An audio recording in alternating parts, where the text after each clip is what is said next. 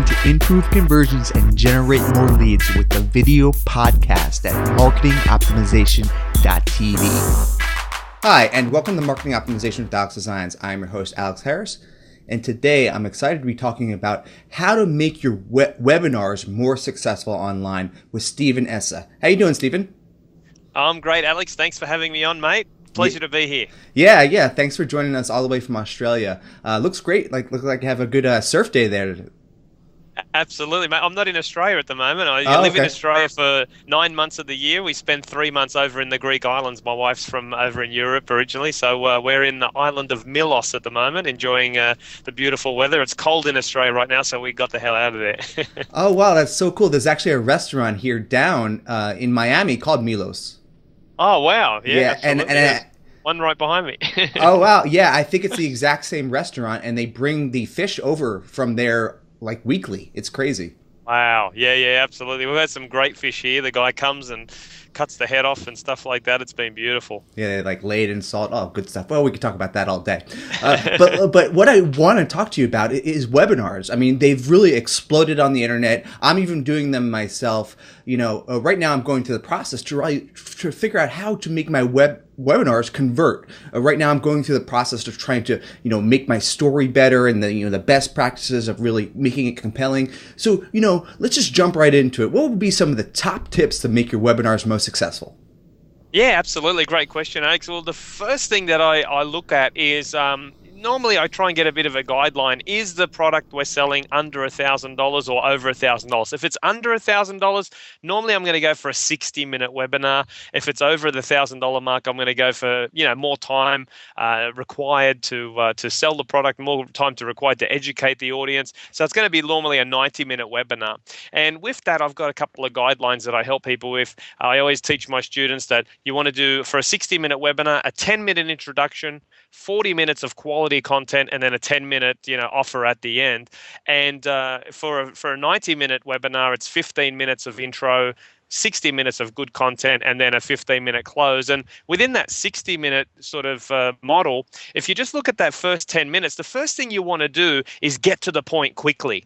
Too many times you get to a webinar and you've registered for it, and we're all busy. Everyone's busy these days. They want the information now, and it takes a long time for the organizer to get to the point. But when I start a webinar, I'm always, "Hi, Stephen Essa here. Welcome to the webinar. Today you're going to discover XYZ in 5 easy steps, and by the end of this webinar, you're going to be able to, get your video ranked on the front of Google." We just ran a webinar with my business partner 2 hours ago. We did about 8 sales at $500 or something like that, and that's basically what we did. I just introduced straight to the point of what's in it for the audience.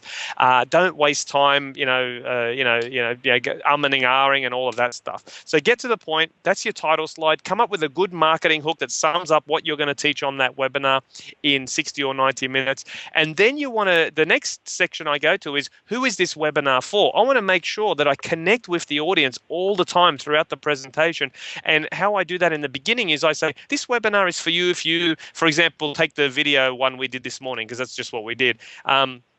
If you want to get more traffic thanks to YouTube and rank your videos on the first page of YouTube to get that traffic, then this is for you. This is for you if you've been thinking about doing video for a while, but you're not really sure how to get started, and you don't have a YouTube channel yet, but you want to get involved and do it. This is going to be good for you. This is for you if you've got a product to sell and you want to use video. All the different types of vertical markets that would appeal to that content, I want to list them at the beginning and tell them, because you want people to be sitting there thinking, "Hey, that's me. Yeah, that's me. I'm a beginner. This is for me," right? And the other guy who's advanced goes, "Yeah, I've got a YouTube channel, but I can't get ranked.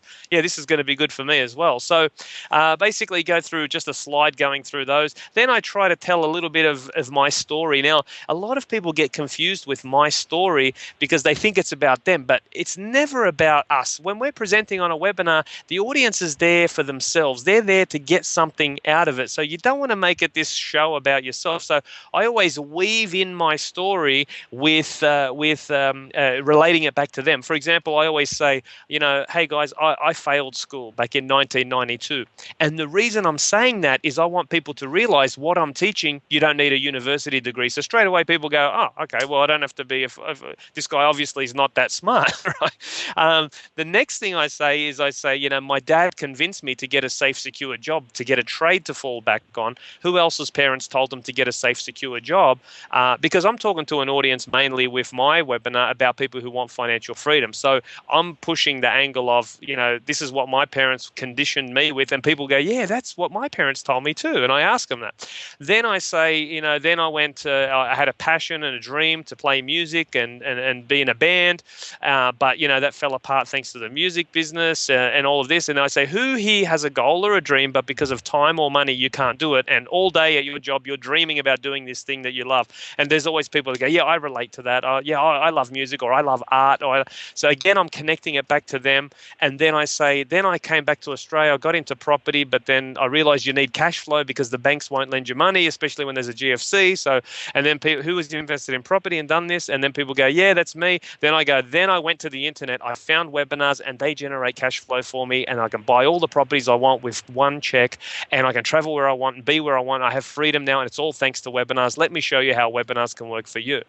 So I weave that story in there to get to where I am today, why I'm doing this webinar, because people always want to know, why are you doing this? If it's so good, why are you doing it?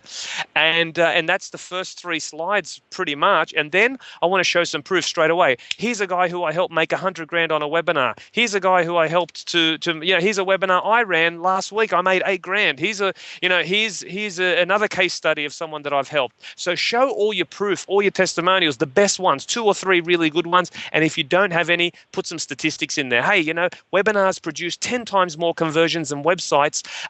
So that means that you need 10% less traffic. If you're talking about Facebook, people always say there's 800 gazillion users on Facebook. It's like, show some statistics to get people go, oh, wow. Oh, yeah, I didn't know that. And then I get into the content. So that section, I'm building a case for why you should listen to me, why I'm an authority, why I can help you. And here's proof that I can help you, my bank accounts, my whatever I can show you to prove back up what I'm saying. And that's the first 10 minutes on a 60-minute webinar, or 15 minutes on a 90-minute webinar.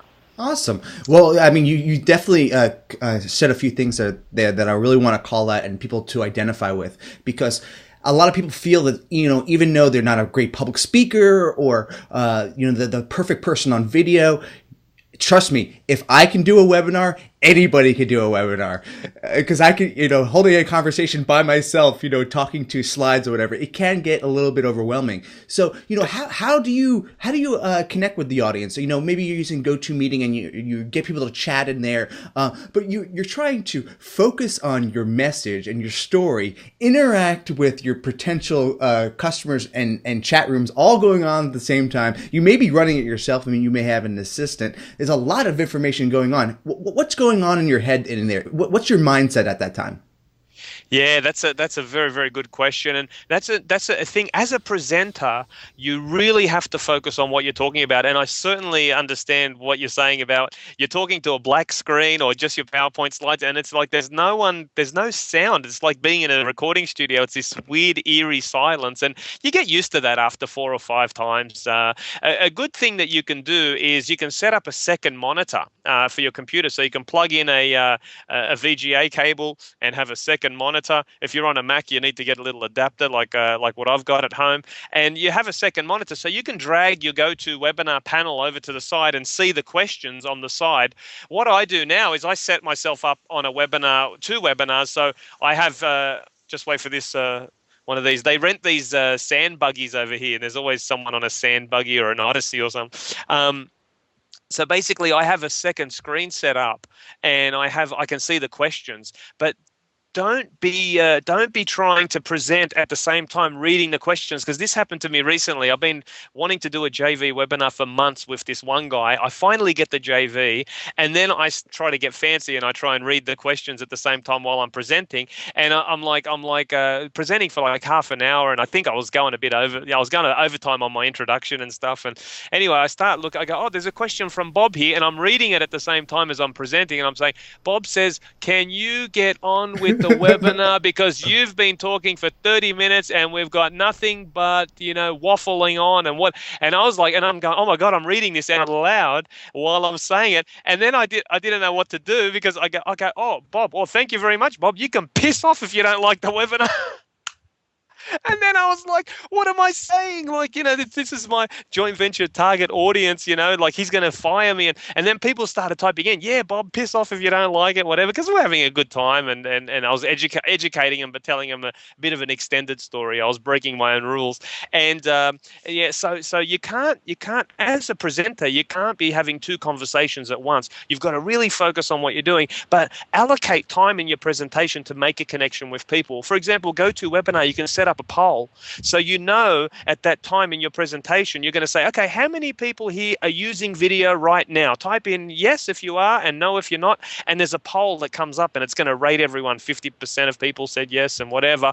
So strategically place those within the presentation, but a really, really cool thing that I've been doing lately, Alex, that works really well, because engaging people as much as possible is critical for your presentation. What I've been doing is I've been saying, so guys, how many of you that your parents told you that you have to have a safe, secure job, for example, right? Then I say, and I look at the thing, and I go, oh, yes, Bob says yes, and Betty says yes, and Bill and Lisa, oh, yeah, excellent. Everyone say, yeah, Mary, well done, thank you, and acknowledge everyone who's actually saying that. Now, when I'm a panelist on a webinar, meaning I'm running a webinar for one of my business partners and I'm collecting 50%, but I'm in the background, I'm answering questions. I answer everyone's question. Like, even if the presenter says to them, hey, say yes if you like this, and then whenever everyone types yes, I go back to that person who typed yes and I go, thank you, Bob, and thank you, Mary, thank you, and I say their name. Try and, as a panelist, really get involved, because I think these days, if you're running a webinar and you're the panelist, too many panelists are passive. They're sitting there watching TV, playing Xbox,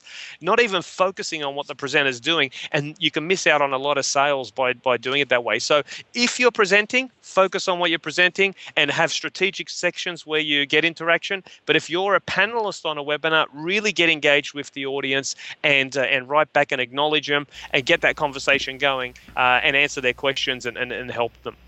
Great tips right there. So we talked about creating, engaging with our audience, being vulnerable and transparency, telling about our story, and we also talked about mindset. Now let's talk about selling those smaller ticket items versus the larger ticket items. What would be some tips on both sides of those aspects? Because people, obviously, they want to get those conversions. Yeah, absolutely. Well, the process is exactly the same, and this is where we talked about the introduction, that 10-minute introduction. The real selling, Alex, is done in the content section. A lot of people don't realize this. They think that the selling is this masterful sales pitch, and the sales pitch has a little bit to do with it. Everything that you do with regards to the selling has to come in the content section, meaning you have to demonstrate to the audience that you can help them through your knowledge. And on a 60-minute webinar, that 40 minutes of content is critical. Now, you don't want to fall into the trap of doing too much how-to. You don't want to turn it into a lecture, a step-by-step breakdown tutorial. Like, for example, if you were selling a website service, you were doing websites for people, you wouldn't want to say, okay, here's how you make a website. Go to HostGator and set it up, and then get this URL and paste it into the WordPress backend, and then grab the RSS. And that's too much detail. Okay, you want to mainly tell them what to do. Okay, and a little bit of how to do it. Okay, don't hold back. Get a good balance of both, and basically, and once you've done that with the 3, 5, or 7 steps, I always do 3, 5, or 7 steps. If you're doing 90 minutes, you can get away with 7 steps. Anything 60 minutes or less, 5 steps or 3 steps is always going to be better. You're going to run out of time. People can't remember 7 steps in 60 minutes. It's too much information, and you won't be able to build that relationship enough to educate people. So really, it's about delivering great content to lead to the sale. Because if you demonstrate you can help someone, right, then they're going to already be in a buying mode, okay? Because you can have a lot of people on a webinar But at the end of the day, if they're so turned off because you held back information, and you've seen presentations where the presenter holds back, you're like, "Why? Give me the juice, man. Give me something I can use here. I've been sitting here for an hour for, investing my time into you. You've got to remember the audience is investing their time. Their time is worth money. So you got to deliver something that's worthwhile to them. Like the webinar we just ran, everyone, before we even got to the close, wow, this was amazing. Wow, he's smart, this guy. And I'm typing back, yeah, it is awesome, isn't it? I mean, how amazing. Yeah, he's an engineer. That's why he's structured this into a system. And before we even get to the pitch, there's people that are already enrolled. And I turned to my wife. I said, he'll get at least, like, I think we had 140 people on there. I said, at least 8 sales at $500 is going to be the minimum, which is around about 7 or 8% or something like that. And basically, because he built that connection in the content. So make sure you deliver great value. You teach them what to do and a little bit of how to do it, and you demonstrate some things. And you even if you can demonstrate to the audience, like some in my business, what I do is I do a live webinar in front of the audience on the Friday.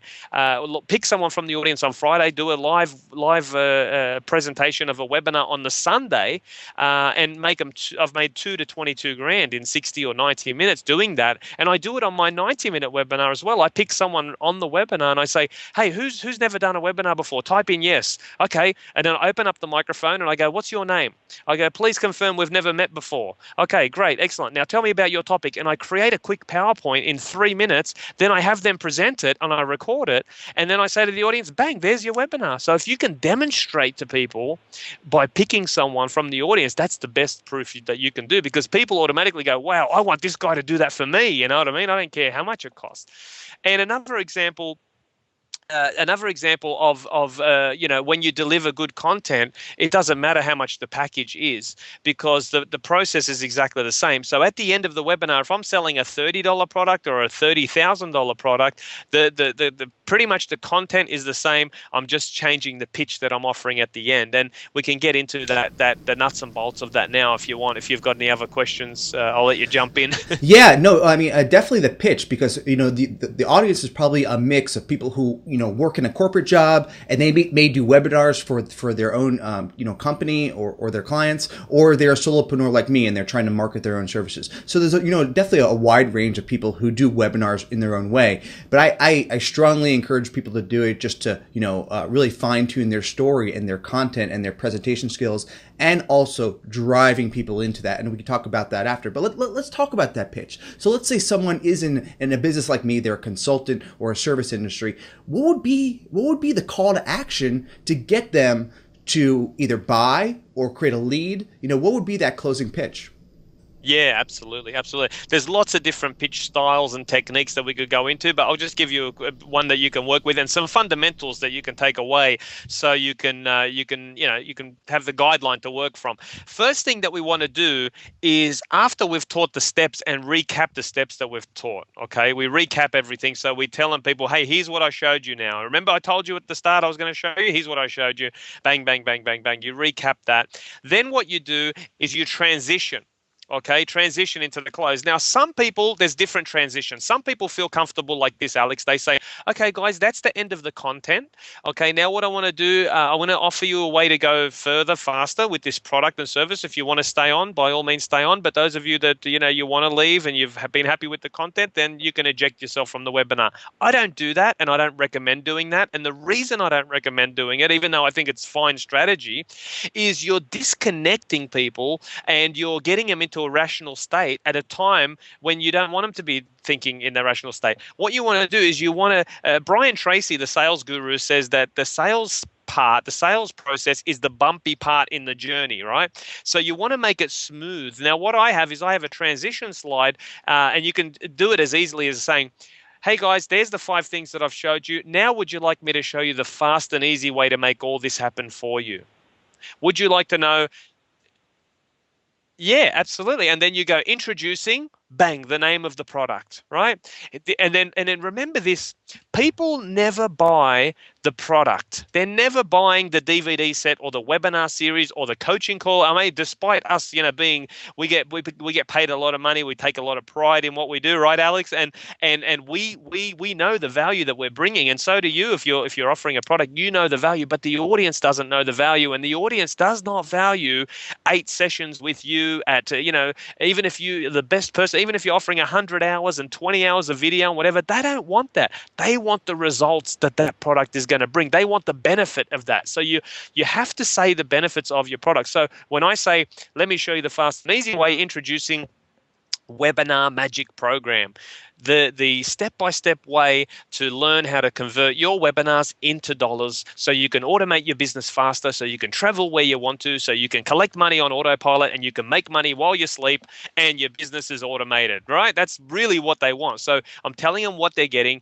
but then I'm telling them the benefit. And the same with every time you introduce a new product, you say, you're going to get this DVD.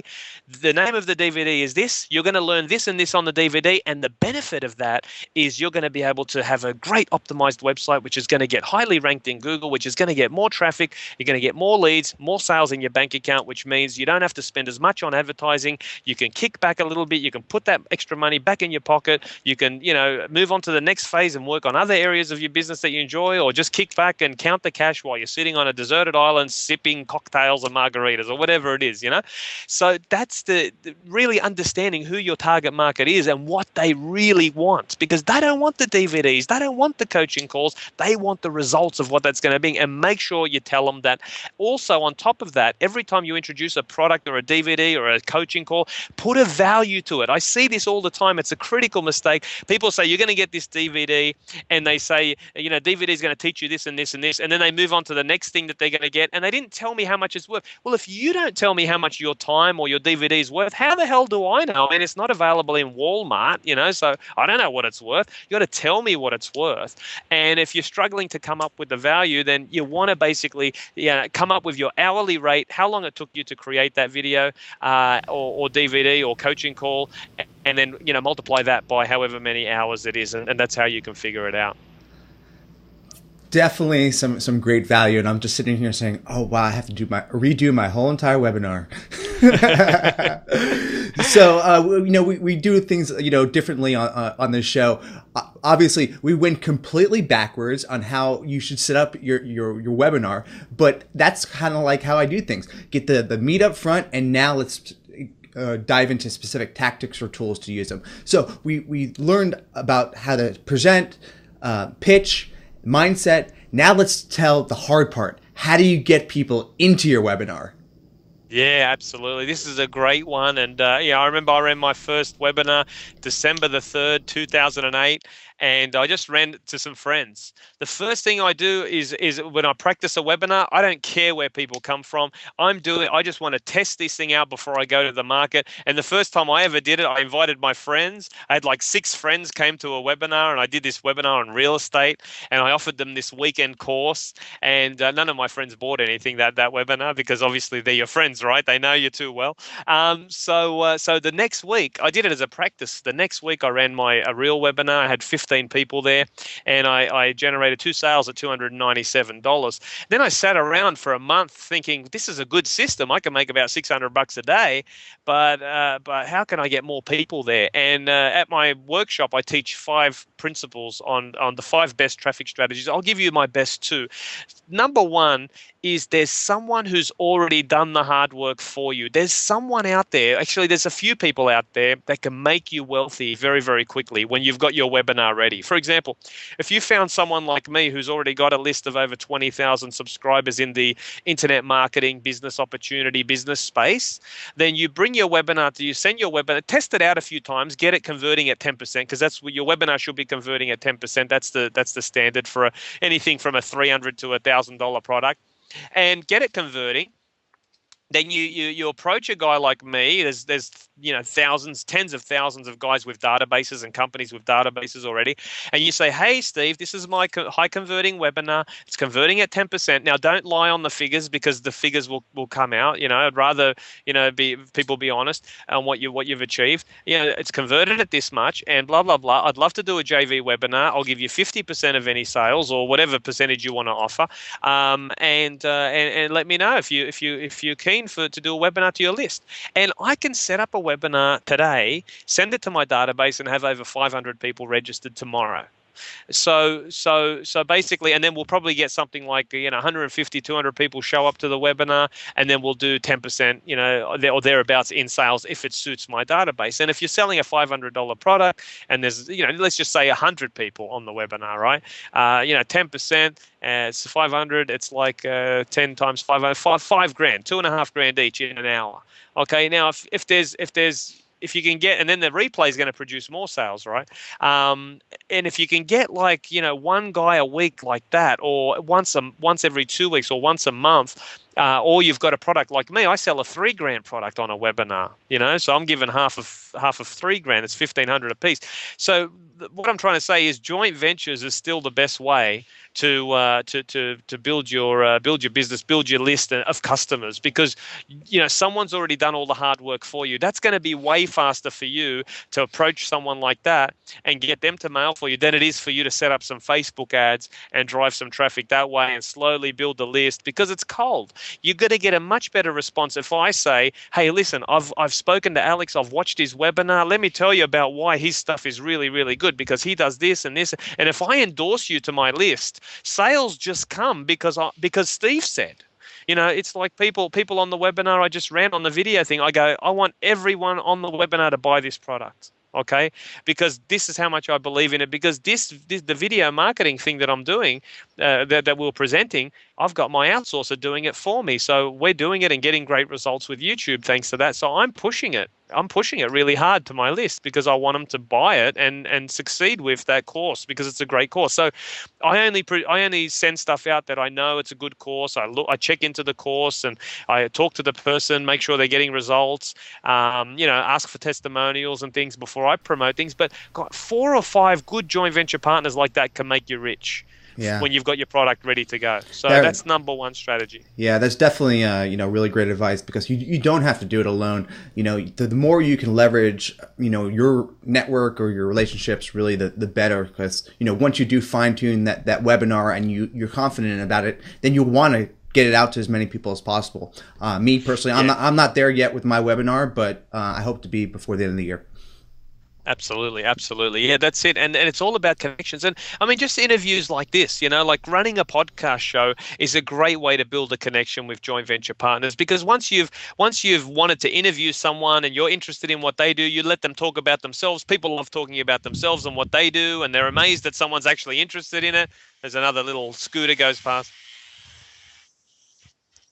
Yeah, absolutely. I nearly run them over, but that's basically what happens. You build that connection with people. I have a list. I have a list of JV partners, and whenever we're doing a new campaign, like my wife and I are running a social media sales week campaign right now, where we're teaching people social media, and we're doing a 4-part free webinars. At the end, we offer a done for you service for our company, Social Media Worldwide. But in that, I'm offering $50 per lead. I've sent that to 11 joint venture partners the other day. Already 4 of them got back to me and said, yeah, tell me more. Send me the URL and let's have a look at it and whatever. Because they might say no this time. They might not want that social media thing. They might, they like my webinar thing and my outsourcing package, but they don't want that right now.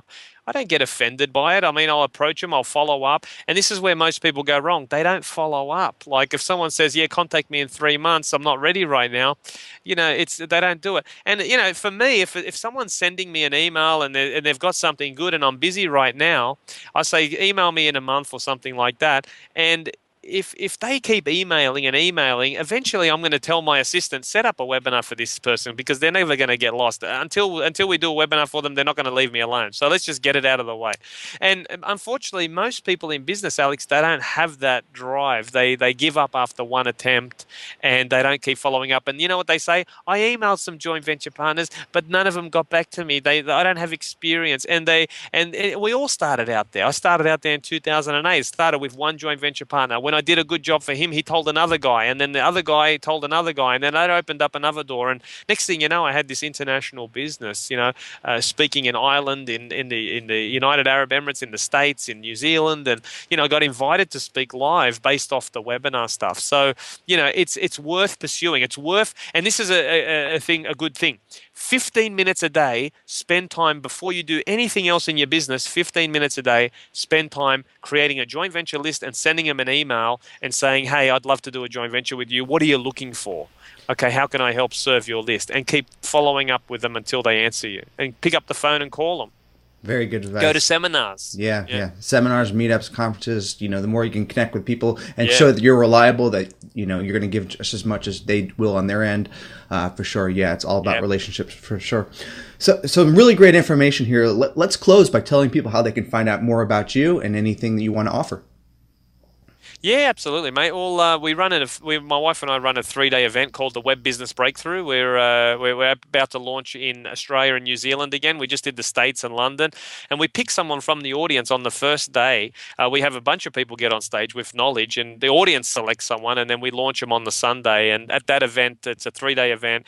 We launch a business, and you can make anything from 2 to 22 grand. So travel out to Australia if you can, and if you can't do that, and you want to check out a webinar that I ran, where I talk about, how to sell high-end products. I do a demo of how to do a webinar, and I also talk about my medical center model, which is taking 50% of other people's webinar businesses, and that's total passive income. Then you can check that out at steveessa.com. That's STEVE. ESSA. In American, that's steveessa.com. Steven Essa. Awesome, man. Well, I definitely appreciate your time. It looks beautiful where you are, and thanks a lot. Thanks.